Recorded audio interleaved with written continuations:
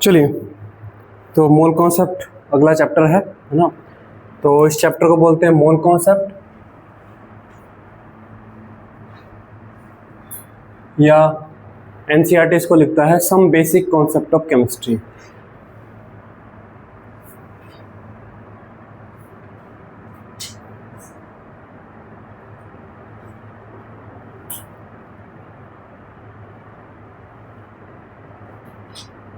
Some basic concept of chemistry, ठीक है।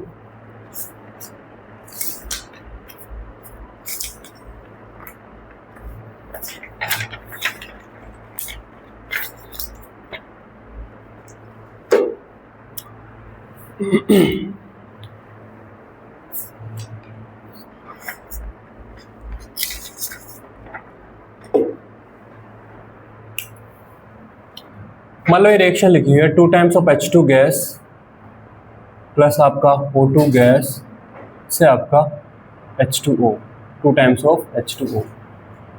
ये रिएक्शन लिखी हुई है, इसे पढ़िए एक बार, इसे पढ़ो, ये क्या लिखा हुआ। 2 टाइम्स मतलब 2 टाइम्स पढ़ो, मतलब केमिस्ट्री के पॉइंट ऑफ व्यू से पढ़ो। 2 मोल्स ऑफ हाइड्रोजन गैस, आगे react with 1 mole of O2 and form 2 moles of H2O। ये आपने पढ़ा 2025 में, आपने इसे ऐसे पढ़ा। अब से 400 साल पहले, 300 साल पहले, जब मोल है ही नहीं, जब मोल का जन्म ही नहीं हुआ है, तब पढ़िए इसे। तब कैसे पढ़ोगे इसको?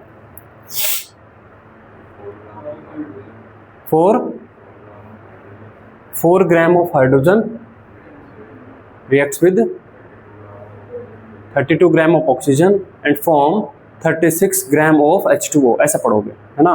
दैट मीन्स अगर मोल को हटा लिया जाए तो आपको इस रिएक्शन को रिप्रेजेंट करने के लिए वापस ग्राम पे आना पड़ेगा, और हर रिएक्शन को आपको ग्राम में ही बात करनी पड़ेगी।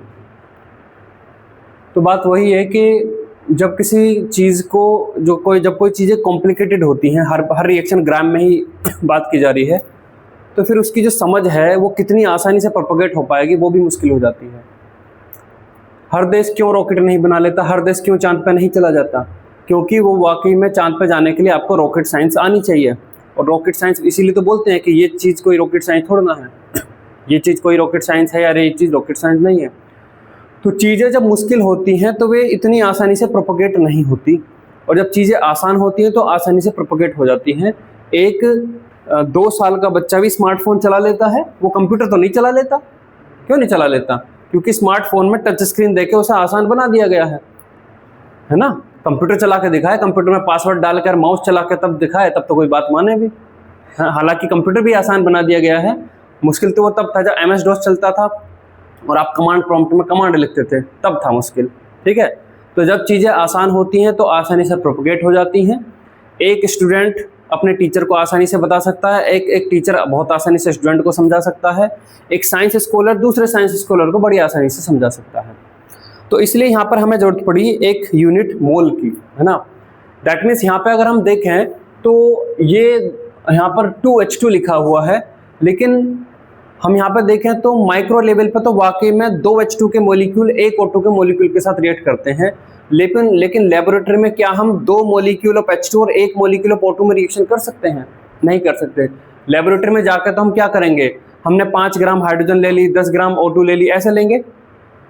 तो ये 5 या 10 ग्राम जो हम चीज़ ले रहे हैं और यहाँ पर रिएक्शन चल रही है एटॉमिक लेवल पे, इतने मॉलिक्यूल इतने, ये हमें इन्हें आपस में कनेक्ट करना है, हमें इन्हें आपस में कनेक्ट करना है।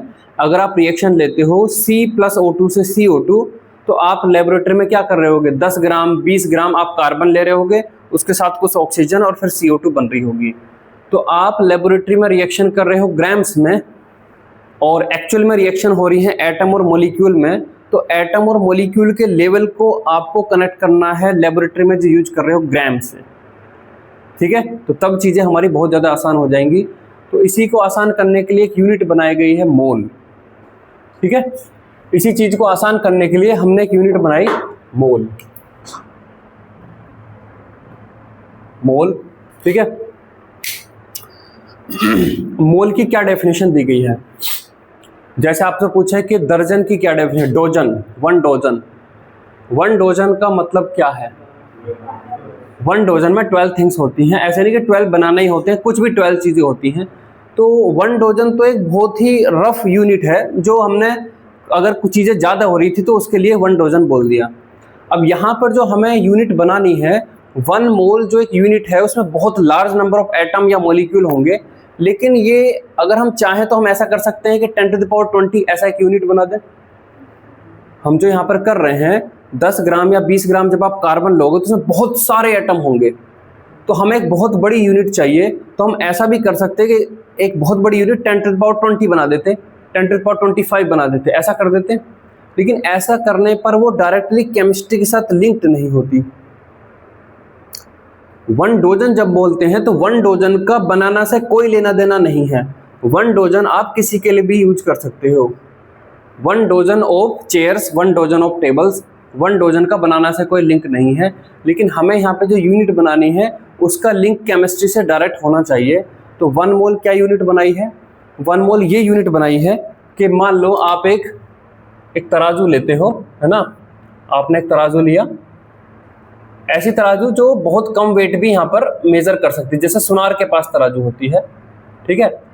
इसमें आपने ऊपर से कार्बन डालना शुरू किया। कार्बन, कई बार आप जब देखते हैं टेबल लैंप होता है, टेबल लैंप जो जलाते हैं उसमें अंदर की चिमनी की साइड में ब्लैक ब्लैक हो जाती है, तो वो कार्बन होता है।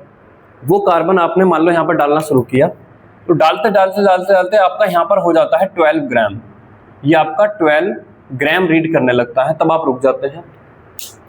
जो आपने ये कार्बन डाला है, ये कार्बन किससे बना हुआ है? कार्बन के एटम से। Carbon carbon carbon carbon carbon के एटम है। इसमें सब में जितना भी 12 ग्राम है उसमें कार्बन के एटम है। कार्बन का एटम, कार्बन का एटम, कार्बन का एटम, कार्बन का atom.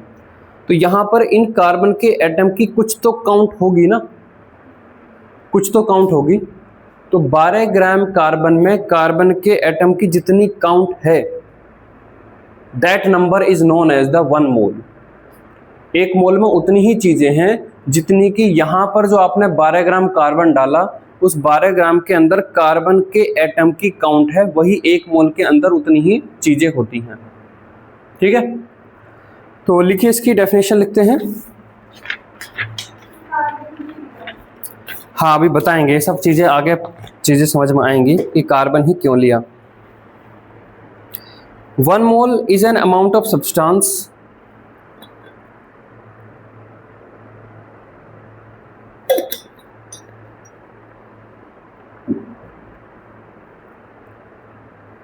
One mole is an amount of substance that contains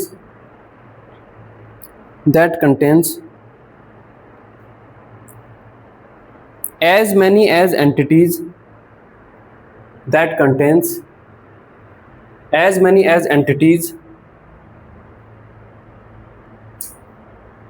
that contains as many as entities।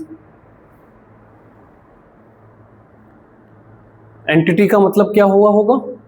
Entity के शब्द का मतलब क्या है? एंटिटी का मतलब होता है जैसे, मतलब किसी भी चीजों के लिए, मतलब एक कोई भी चीज आप किसी के लिए भी यूज कर सकते हो। एंटिटीज ब्रैकेट में लिखिए, that is atoms comma molecules comma ions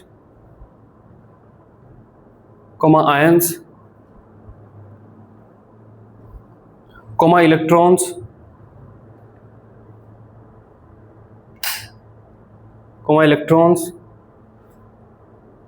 comma photons etcetera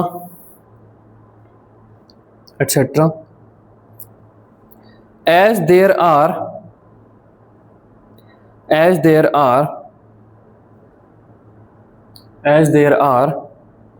number of carbon atoms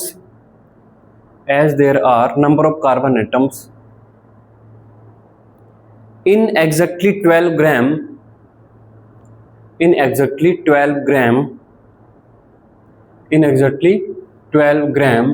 of carbon 12, ऐसे लिखेंगे कार्बन और यहाँ पर ये 12, कार्बन 12 आइसोटोप,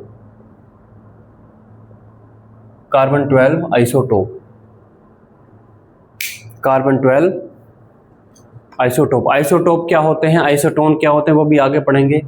ये कार्बन 12 वो कार्बन है जिसके न्यूक्लियस में 6 प्रोटॉन है और 6 न्यूट्रॉन है। वो भी कार्बन होता है जिसके न्यूक्लियस में 6 प्रोटॉन और 7 न्यूट्रॉन होते हैं, और वो भी कार्बन होता है जिसके न्यूक्लियस में 6 प्रोटॉन और 8 न्यूट्रॉन होते हैं। कार्बन 14 भी होता है। तो कार्बन 13 भी होता है, कार्बन 12 भी होता है, कार्बन 13 भी होता है, कार्बन 14 भी होता है। तो हम यहाँ पे ले रहे हैं कार्बन 14, सॉरी हम यहाँ पे ले रहे हैं कार्बन 12, ठीक है। तो आपको यहाँ पर कार्बन 12 के 12 ग्राम यहाँ पर डालने हैं। 12 ग्राम डालने पे आपने कार्बन 12 के जितने एटम डाले हैं उतनी ही 1 मोल में चीजें होती हैं।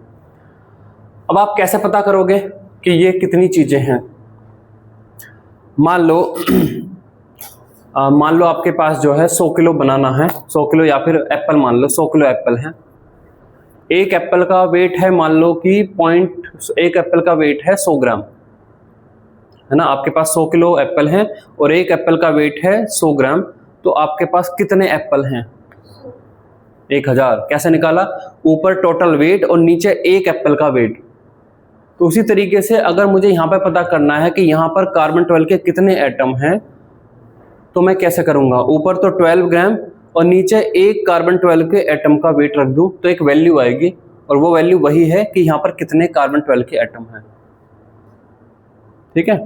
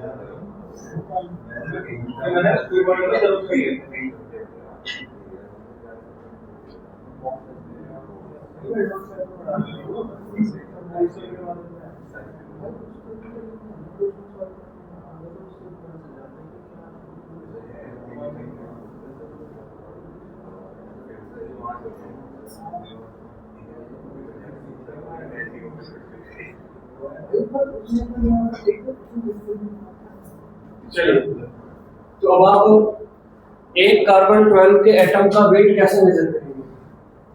आपको दिया गया है एक कार्बन 12 का एटम, उसका आपको वेट पता होना चाहिए, तभी तो आप लगा पाएंगे। 12 डिवाइड बाय एक कार्बन 12 के एटम का वेट, है वो मेजर किया जाता है mass of one carbon 12 atom, mass of one carbon 12 atom measured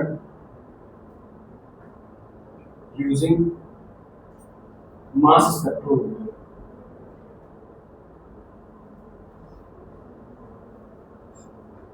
mass spectrometer एक इंस्ट्रूमेंट है जो इलेक्ट्रॉन, प्रोटॉन, एटम के इन सब तरह के वेट मेजर कर सकता है। ये एक साइंटिफिक इंस्ट्रूमेंट है। इसे जब हम मेजर करते हैं तो कार्बन 12 के एक एटम का वेट आता है, तो एक एटम एक एटम हम किसी चिमटी से पकड़ के उठा के ऑब्वियसली नहीं रखेंगे, ठीक है। तो एक एटम को मेजर करने के लिए जो साइंटिफिक इंस्ट्रूमेंट है उसमें ही कुछ तरीका होता होगा कि एटम का वेट एक्चुअली फिर मुझे आपको फिर वो बताना पड़ेगा कि वो काम कैसे करता है ना।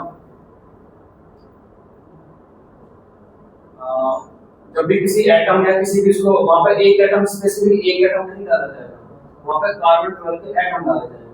कार्बन 12 के एटम उसमें फायर किए जाएंगे, मतलब उसमें फेंके जाएंगे, जो जितनी भी स्पीड है उसमें फिर कुछ चार्ज वगैरह कुछ लगाया जाता है, उसके थ्रू में एटम जो है पर्टिकुलर डिफ्लेक्ट करते हैं अपने मास के अकॉर्डिंग।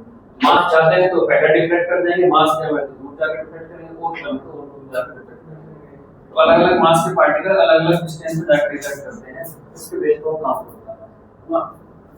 ये आपका आता है 1.992648 1.99268 into 10 to the power minus 23 इतने ग्राम ये आपका आता है ना, कितने ग्राम आता है। तो 1 मोल, तो जो 1 मोल है 1 मोल में क्या हो जाएगा, 1 मोल आपका हो जाएगा, ऊपर आप रखेंगे 12 ग्राम, तो नीचे क्या रखेंगे 1.99268 into 10 to the power minus 23 क्या रखेंगे, ये है ग्राम। तो आपका आ जाता है 6.0 6.022 14076 into 10 to the power 23। क्या इसकी कोई यूनिट आएगी, क्या मोल की कोई यूनिट आएगी, नहीं, ये यूनिट लेस चीज है। जैसा 1 डोजन है तो 1 डोजन की कोई यूनिट नहीं है, ऐसे यहाँ पर 1 मोल की कोई यूनिट नहीं है, तो ये वैल्यू आपकी आती है। ये नंबर कोई ऐसे कोई रैंडम नंबर नहीं है, ऐसा नहीं कि कोई रैंडम नंबर है, कोई बहुत बड़ा सा नंबर है, जैसे ऐसे नंबर है बहुत बड़ा सा, नहीं। इस नंबर की केमिस्ट्री में बहुत ज्यादा इंपॉर्टेंस है, ये केमिस्ट्री के तरीके से बुनियाद है या बेस है। तो इस नंबर को एक नाम दिया गया है, ये नंबर बोला जाता है एवोगाड्रो नंबर, एवोगाड्रो नंबर। और इसे जो है इसे रिप्रेजेंट किया जाता है एन ए से, एन और नीचे सब्सक्रिप्ट में ए स्टैंड्स फॉर एवोगाड्रो और एन स्टैंड्स फॉर नंबर, है ना।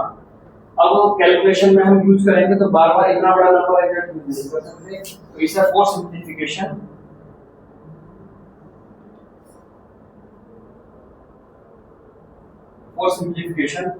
कैलकुलेशन में सिंपलीफिकेशन के लिए इसे हम यूज कर लेते हैं इक्वल्स टू 6.02 into 10 power 23, या तो ये यूज कर लेते हैं, है ना, या हम इसे यूज कर लेते हैं 6 into 10 power 23।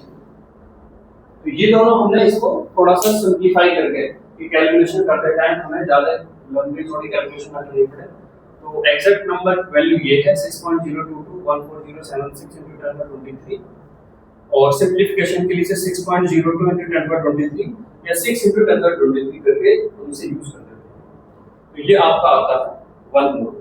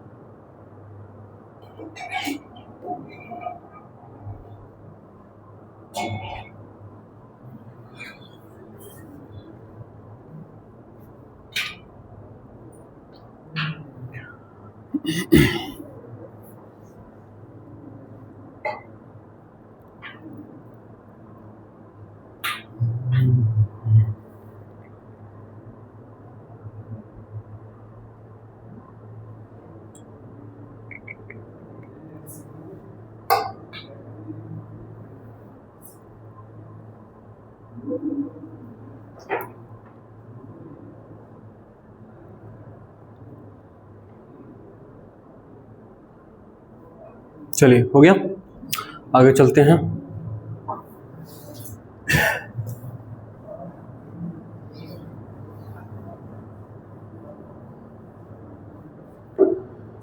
AMU, atomic mass unit.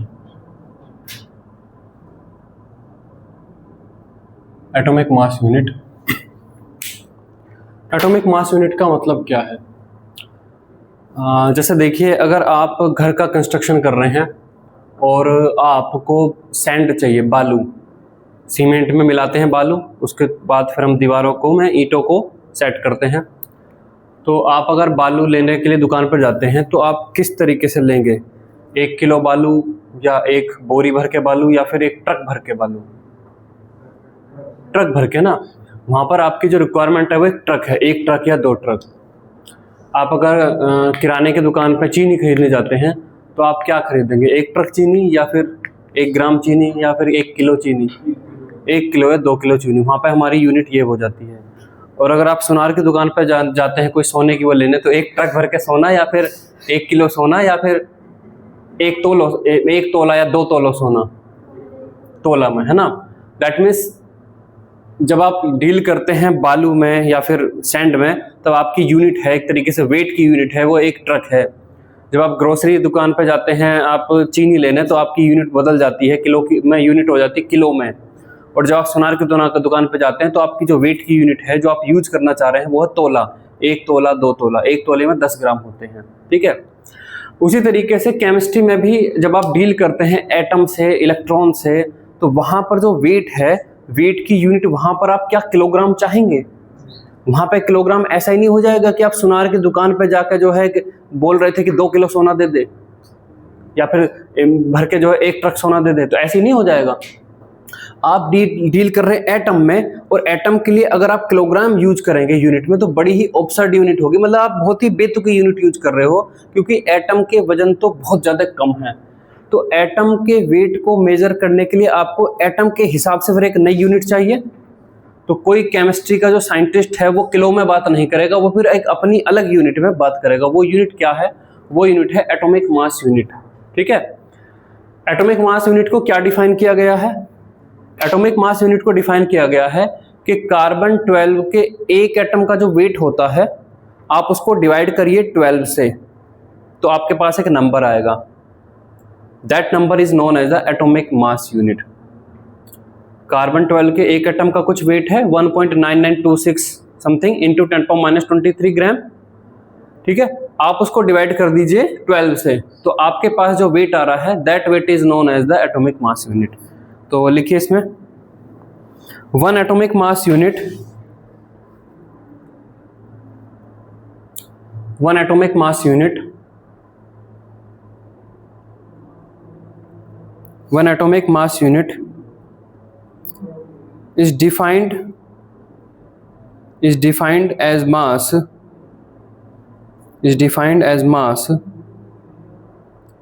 exactly equal to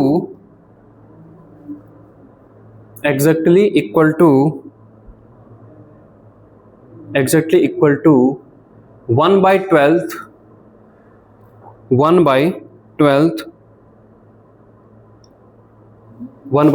है ना। दैट मीन्स 1/12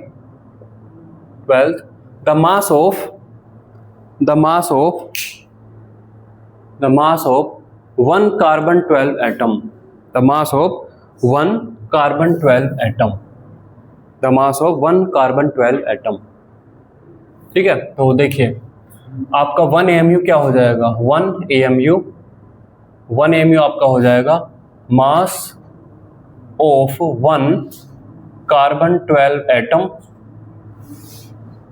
ठीक है, कार्बन 12 एटम इन ग्राम और डिवाइड बाय 12, ये आपको करना है। तो आपका ये कितना आता है 1.99268 इंटू 10⁻⁻23 ग्राम और डिवाइड बाय यहाँ पे आप करोगे 12।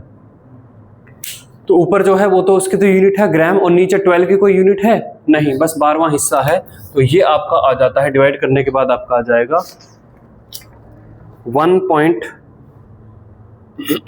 ये आपका आ जाता है 1.66054 इंटू 10⁻⁻24 ग्राम, ये इतने ग्राम आ जाता है।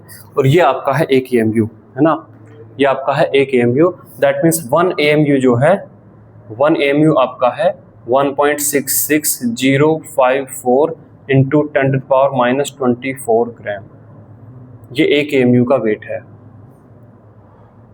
ठीक है, ये लिखिए।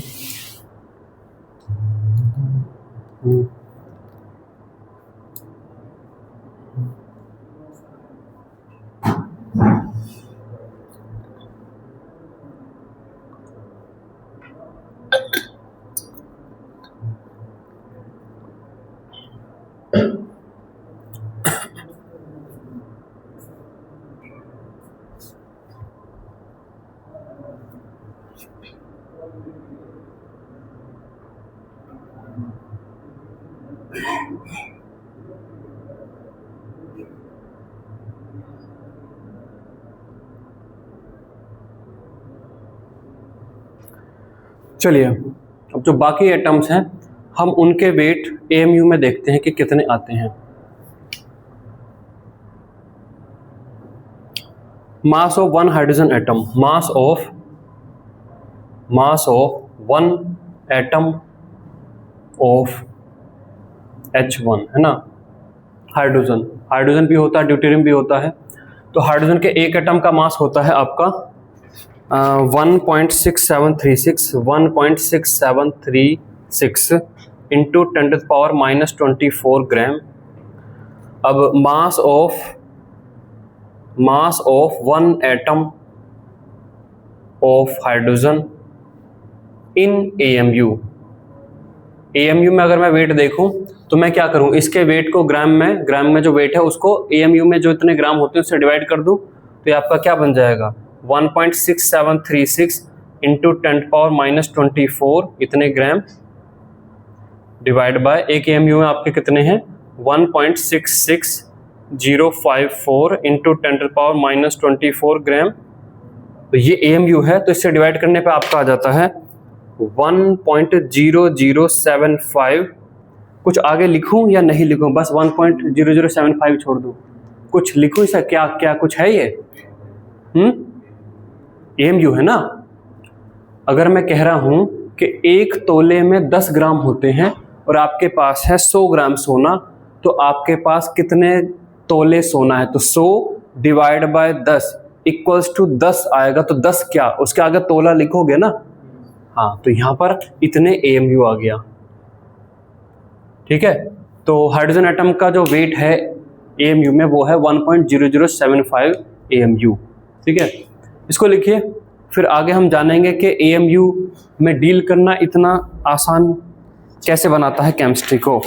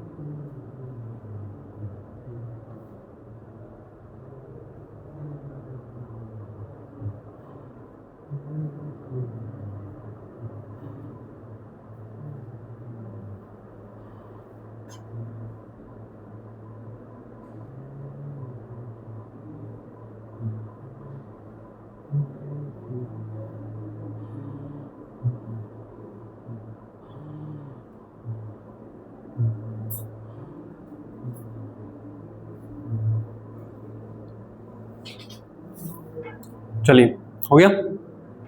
Why the need of AMU.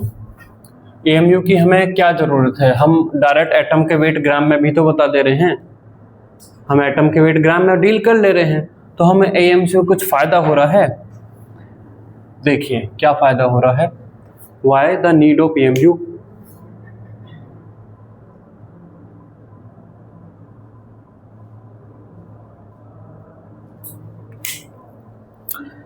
यहाँ पे मैं कुछ एटम के वेट लिखूंगा और तब आपको समझ में आएगा कि ये element weight of one atom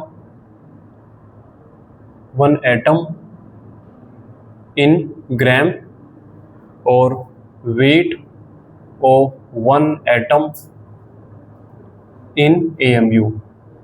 AMU में कैसे निकालेंगे? ऐसे ही जैसे अभी निकाला, हाइड्रोजन के एटम का निकाला, तो 1H1 है ना, तो हाइड्रोजन 1, लिथियम 7 है ना, मतलब आइसोटोप उनका मैं लिख दे रहा हूँ, कार्बन, सिंपल यही लिखना है ना,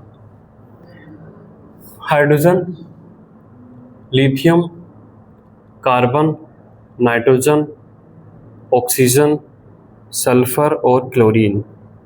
तो हाइड्रोजन के एक एटम का वेट है 1.6736 इंटू 10⁻⁻24 ग्राम, और इसका अब यहाँ पर आ जाता है 1.0075 AMU।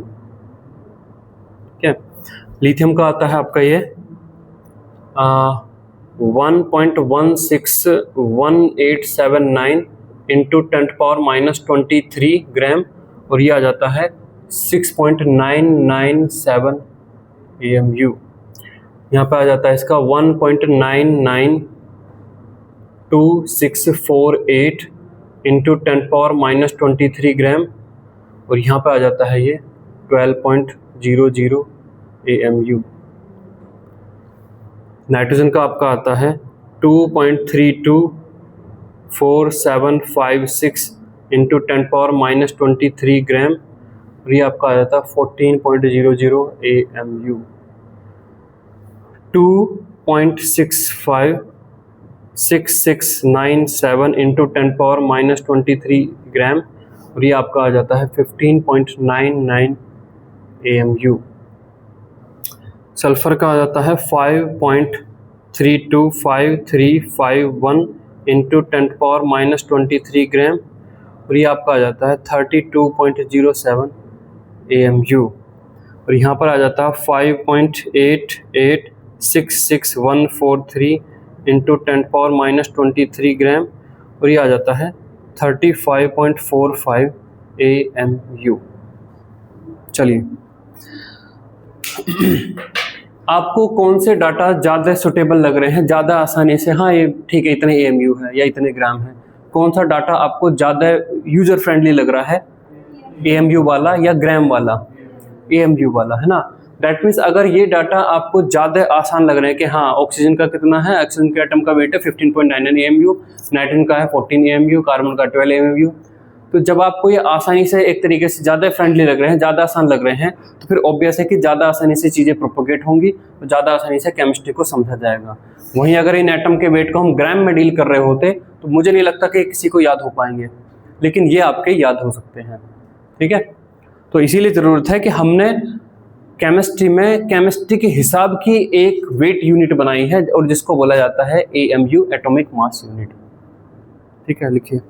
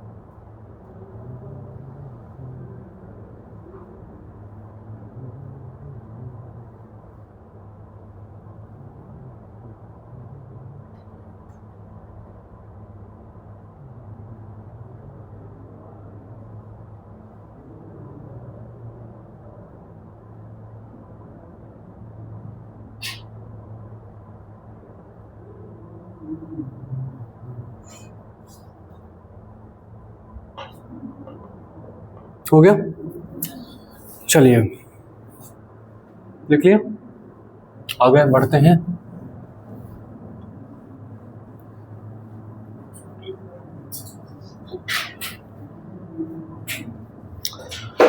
अगर मैं यहाँ पे बात करूं किसी एटम को इस तरीके से रिप्रेजेंट किया जाता है, एक्स, जेड और यहाँ पर ए। एक्स तो आपका एलिमेंट है, एलिमेंट कौन सा है आपका, ऑक्सीजन है, नाइट्रोजन है, क्लोरीन है। जेड यहाँ पर क्या होता है, इसका एटॉमिक नंबर होता है, एटॉमिक नंबर। और ए आपका क्या होता है, मास नंबर होता है, मास नंबर होता है। अगर मैं आपसे बोलूं कि क्या आपको ये तीनों चीजें पता हैं कि क्या है ये, है ना, तो जैसा देखिए यहाँ पर मैं यहाँ पर लिखता हूँ कॉपर 2965। वो कहता है कि इसका मास नंबर जो है, मास नंबर तो इसका है 65 है। इसका एटॉमिक मास, एटॉमिक मास जो है, एटॉमिक मास इसका है 63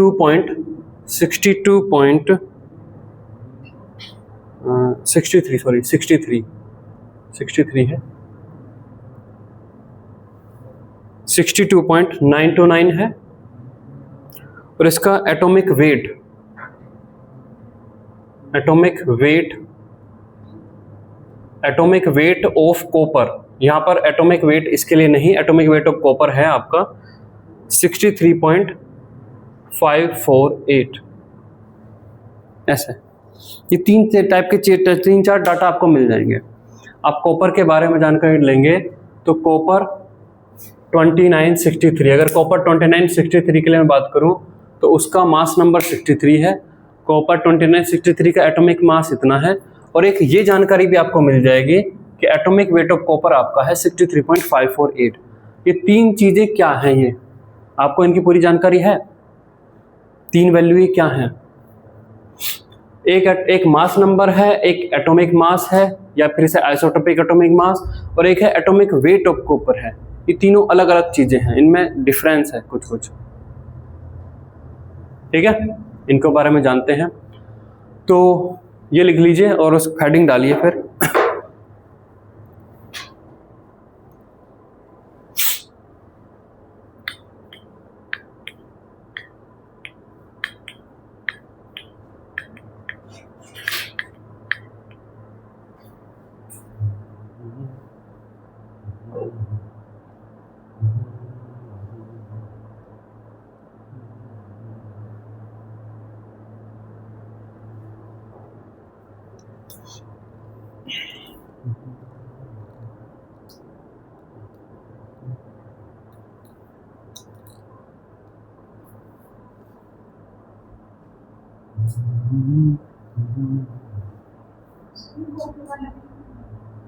लिख लीजिए, वैसे तो अभी पढ़ाएंगे इसे।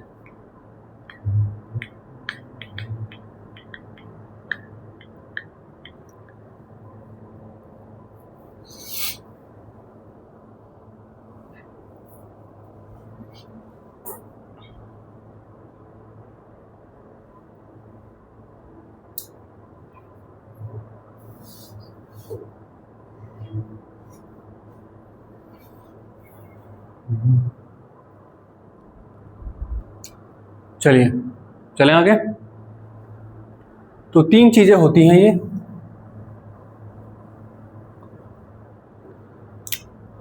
मास नंबर या इसी को बोलते हैं atomic mass number, atomic mass number, ठीक है। अगला है एटॉमिक मास, एटॉमिक मास, इसके बाद में नंबर वर्ड नहीं लगा है, या isotopic atomic mass, isotopic atomic mass. और तीसरा आपका है atomic weight, atomic weight.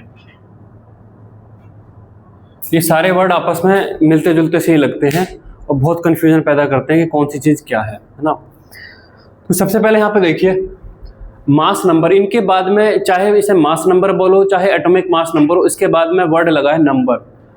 That means ये बेसिकली दिखाता है कि जो आप आइसोटोप की बात कर रहे हो, जैसे कि हमने बात करी कॉपर 2963, तो 63 उसका है मास नंबर, और ये मास नंबर दिखाता है कि कॉपर के पास कितने प्रोटॉन प्लस न्यूट्रॉन हैं।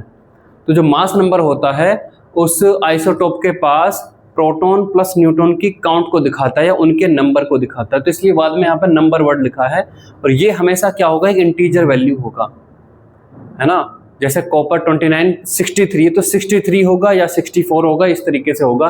ये फ्रैक्शन में नहीं होगा कि 62.9 समथिंग या 63.9 समथिंग।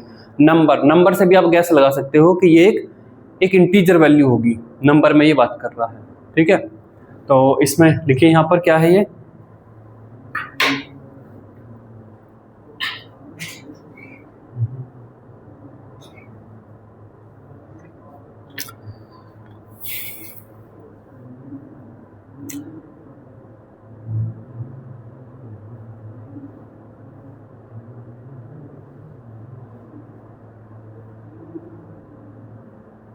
देखिए पहले वाले कॉलम में द मास नंबर